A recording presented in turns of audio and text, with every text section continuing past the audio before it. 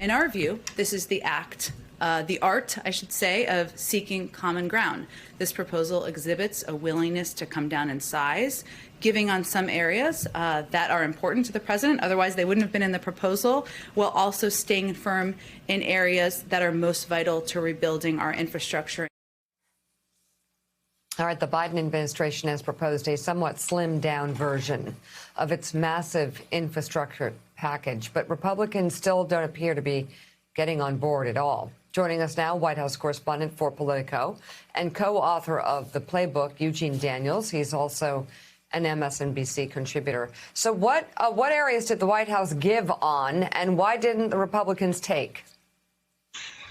Well, on the White House's part, there was this focus and continues to be this focus on making sure that they get a bipartisan deal on the hard infrastructure aspects of things, right? And so there's about $500 billion, I think, missing from from the original offer that they had given Senate Republicans. And so that includes, roads and bridges, and they still want to make sure there's some broadband in there. So that money is still in there. It's still a lot more money than Republicans seem to be wanting to spend. Why Republicans said no? They won. They are very uninterested in the pay for, which, Joe Biden does not want to raise taxes on people making less than $400,000. And Republicans don't want them to touch the tax cuts that were given to businesses in 2017. And so that's where there's some friction. There's also the friction on them still having this fight about what actually is infrastructure. And obviously there's the price tag, because Republicans have found their religion again after the Trump administration about spending money and the deficit when it comes to these kinds of things on Capitol Hill.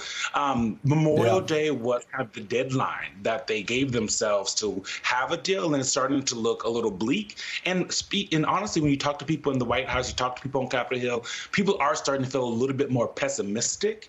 And so has this been enough for the Joe Manchins of the world when they said they wanted these negotiations to be bipartisan? Is it time to move on and go ahead and just go with Democrats on this one? And I think that's what we're going to be watching this week. Yeah. Hey, and Jonathan Lemire. So let's look at the numbers. The White House's original infrastructure plan was about $2.25 trillion. They've cut it down to 1.7, so they're down about $500 billion. Republicans are sitting tight. They're sitting at, what are they? 568 plus they're counting. And I think Joe Manchin is also counting the 320 or 30 billion they're already set to spend this year. So when they look at that number, they think they're up closer to $800-900 billion. So let's just take it from there. You basically have a difference here of 1.7 trillion with Biden White House after they came down 500 billion. Republicans are sitting at about 850 billion, 900 billion. Can they end up around 1.2, 1.3 and have a deal? It's a pretty significant gap, Joe. They're not ruling it out, and we should certainly not say that talks are done, but they certainly are stalled. And Eugene is right. There's a sense of pessimism now on both sides about whether or not this can get done. There's going to be more negotiations. That Memorial Day soft deadline looms now. It's 1 week away, but it is a soft deadline. That can certainly push a little bit. But what's happening now is both parties are disappointed in the other. The Democrats feel like that the Republicans really didn't up their offer at all after their first sit down with the president, those Republican senators, about 2 weeks ago.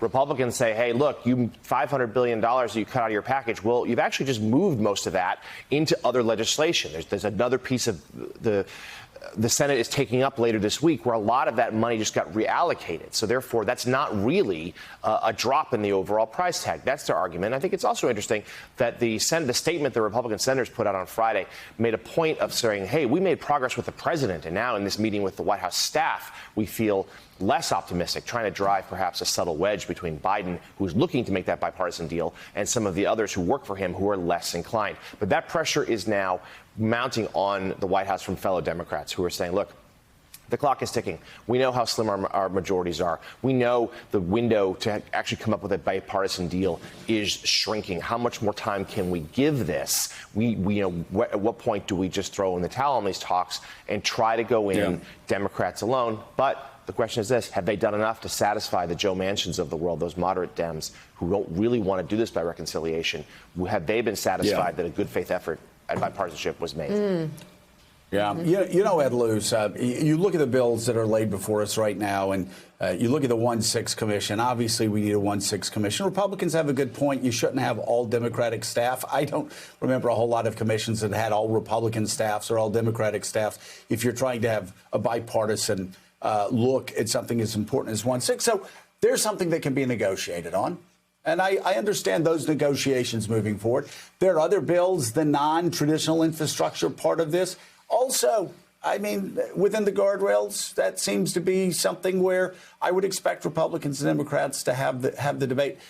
On this infrastructure bill, though, you look and see how dilapidated America's infrastructure is. Roads, bridges, airports, railroads, broadband. It's a joke.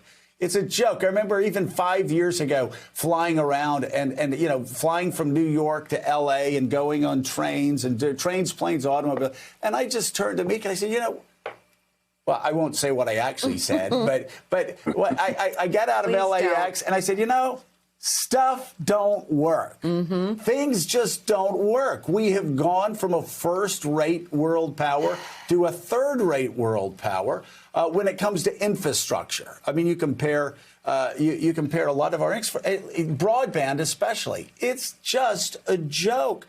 So it seems to me this is the one bill Republicans should be a little more aggressive on, meeting in the middle. If that's at 1.2 instead of 8 or 8.5 where they are now, this is one bill where it's not exorbitant when you look at how long we've ignored America's infrastructure needs.